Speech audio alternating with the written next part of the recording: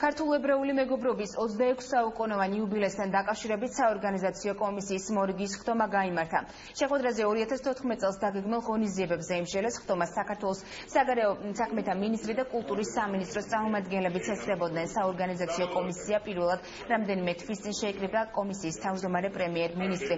თანათავმჯდომარე კი ჯამრეთ ხუხაშვილია.